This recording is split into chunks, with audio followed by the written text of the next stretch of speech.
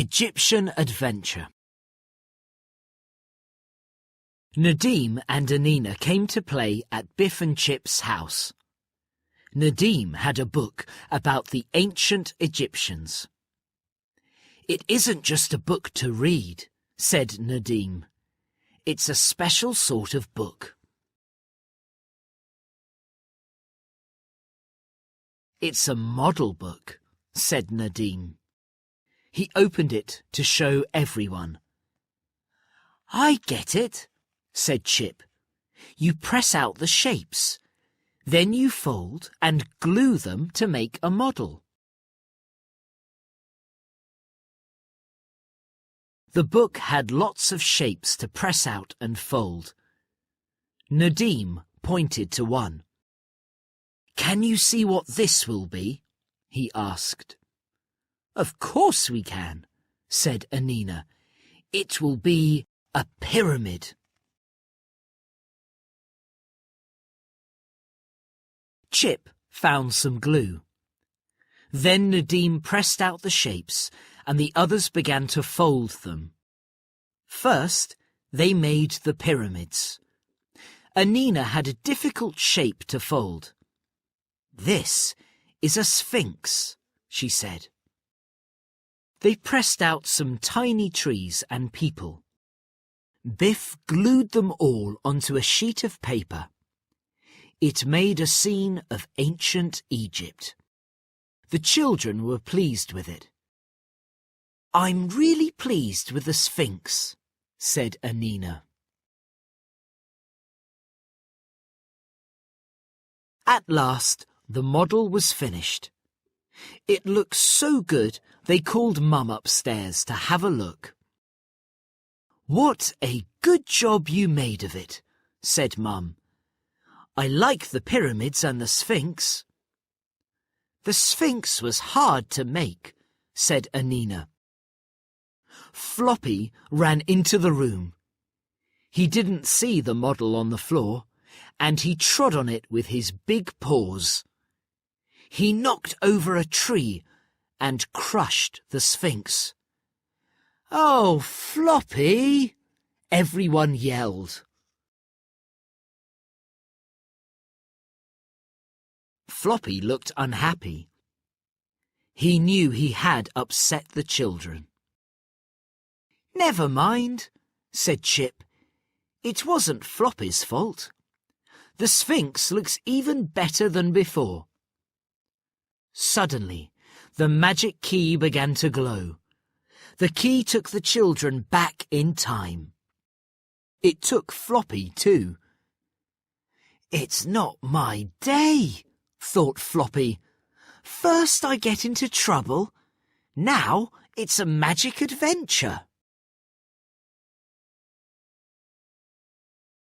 The magic took them back to ancient Egypt. They were standing by a pyramid. The pyramid was still being built. Far off they could see 2 more pyramids. "This is amazing," said Nadim. "I didn't think the pyramids were so big." Some people were pulling on long ropes. They were moving a big block of stone.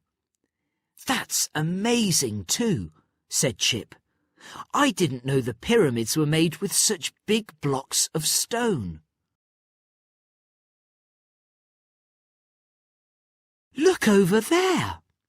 gasped Anina. She pointed to a huge stone sphinx. "Let's go and look at the sphinx," she said. They all began to run towards it. Floppy didn't go with them. He had seen a cat. The cat hissed at Floppy. Floppy couldn't stop himself. He chased it. It leapt onto some blocks of stone. Floppy jumped up too, but the cat was too fast for him. Biff saw Floppy chase the cat. She called to the others. They all went back to get Floppy, but he was stuck on the blocks of stone. He couldn't get down. "Oh, Floppy, you silly dog," said Biff.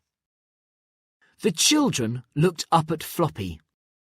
"He's a long way up," laughed Nadim. "I'll just have to climb up and help him down," said Biff. Then a man ran over. He looked at Floppy and gasped. The man called to some people. They ran over to the children. At first they were talking and shouting. Then they all went quiet. "What are they doing?" asked Biff. "Why are they looking at us like this?" The people put their hands together and raised them in the air. Then they sank down on their knees.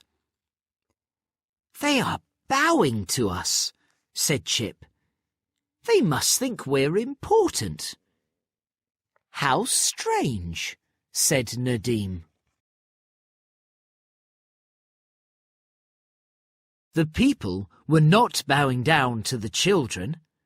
They were bowing to Floppy. "I don't believe it," whispered Chip. "They must think Floppy is important. I wonder why." The people took Floppy away. The children followed. Floppy couldn't believe all this was happening to him.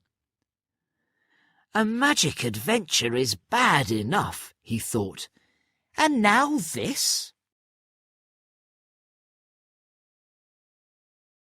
The people took Floppy to the king's palace. The king came out onto the steps. "In Egypt, a king is called a pharaoh," said Chip. "This pharaoh looks very fierce." Everyone bowed when they saw him. "We'd better bow down too," said Biff. "We don't want to get into trouble." A man spoke to the pharaoh.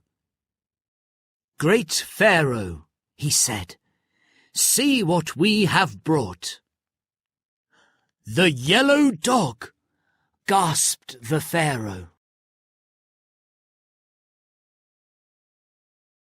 The pharaoh took Floppy inside the palace.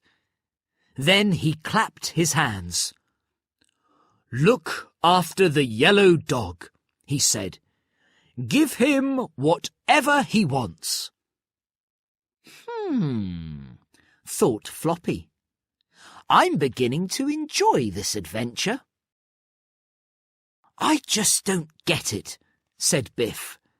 "Why are they making this fuss of Floppy?" The pharaoh clapped his hands again. Some people ran into the palace. One of them began to paint a picture of Floppy. Suddenly, Biff sneezed. The pharaoh saw the children. "Strangers in my palace," he shouted. "How did they get in?" A guard grabbed Chip and Anina. Another one grabbed Biff and Nadim. The guards took the children outside. They took them to one of the pyramids. The people were moving the big blocks of stone.